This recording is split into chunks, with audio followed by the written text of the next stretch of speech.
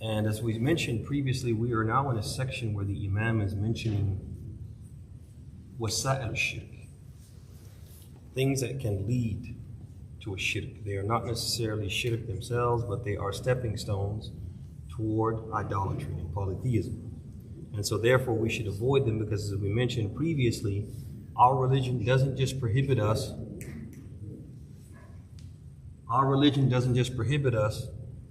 from doing the haram thing, but it also prohibits us from doing the things that lead to the haram.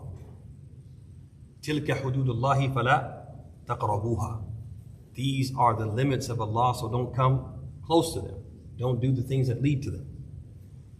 So he mentions here the chapter بَابُ مَا جَاءَ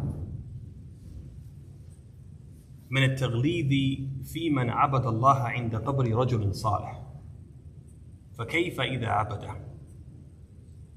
So he says the chapter regarding the condemnation of the one who worships Allah at the grave of a righteous man. So what would be the condemnation of a man who worships the buried man himself? So basically what he's saying here is telling us that we should apply what we call al-qiyas al-awlawi.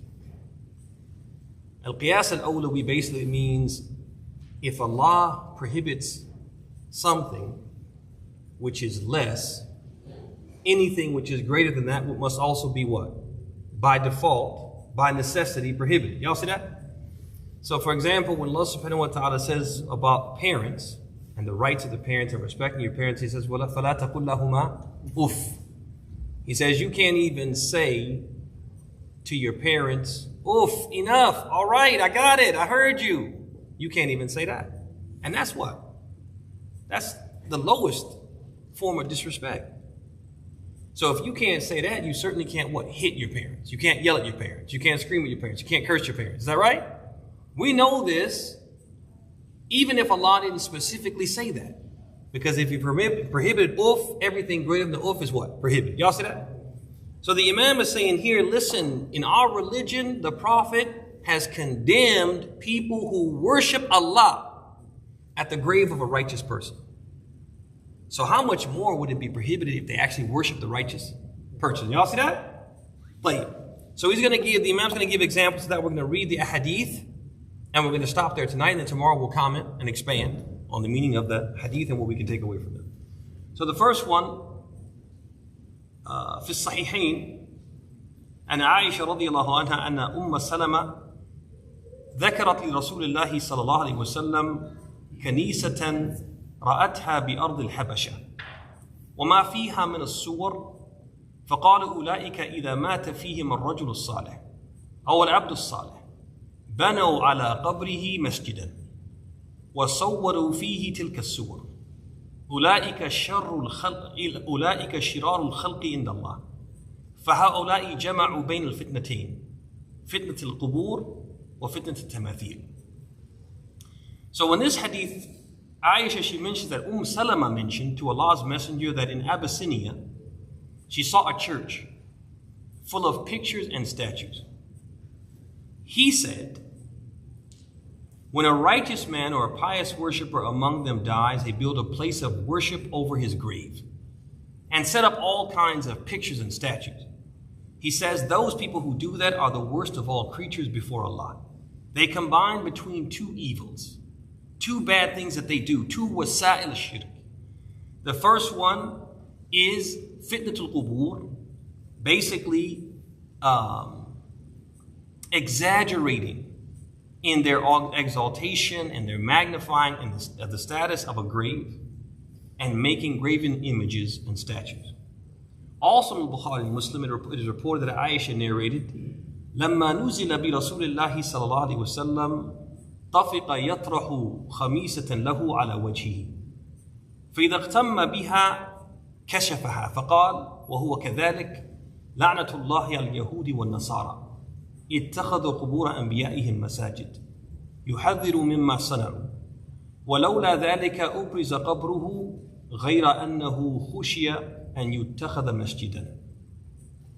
So she says that when the Prophet ﷺ was in the throes of the illness that ultimately took his life, he began to draw a piece of cloth over his face, and sometimes he would cover it entirely, and sometimes he would what? Remove it in distress.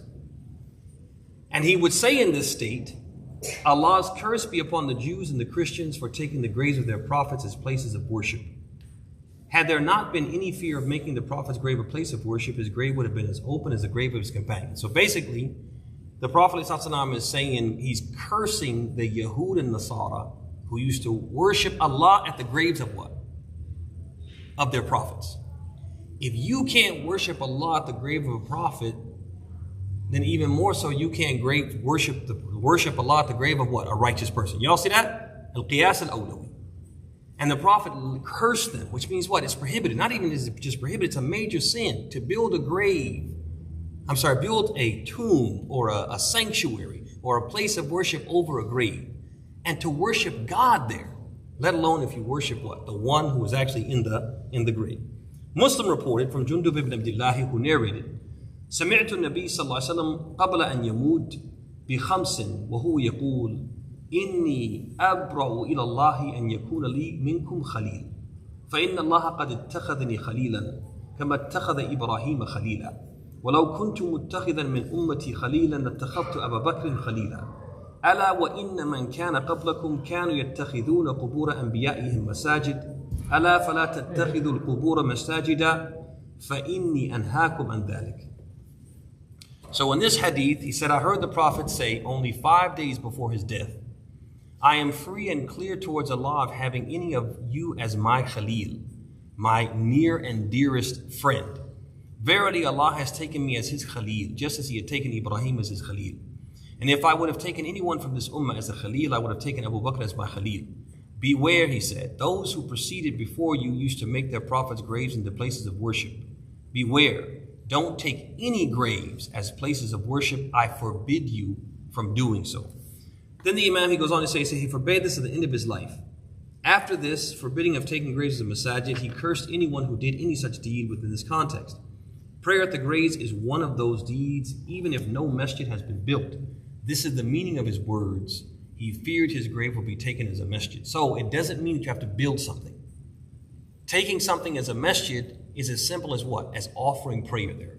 You go to, for example, someone died and they're considered saintly or a saint. You go to the place where they were buried and you worship Allah there. That's what considered part and parcel of taking his grave as a masjid. Even if you don't what? You don't build a structure.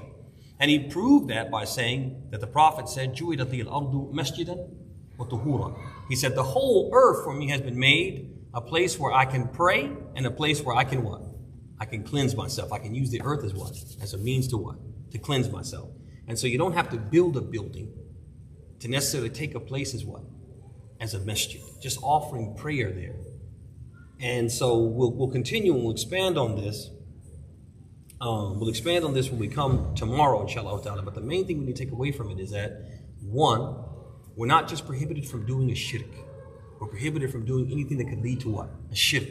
One example of that is taking the grave of a pious person as a place of what? Of worship for Allah. And if it's prohibited for us to do that because it could lead to shirk, how much more so are we prohibited from actually worshiping the one inside, which unfortunately some people do. And they do that now, not because they started out doing it, but because what?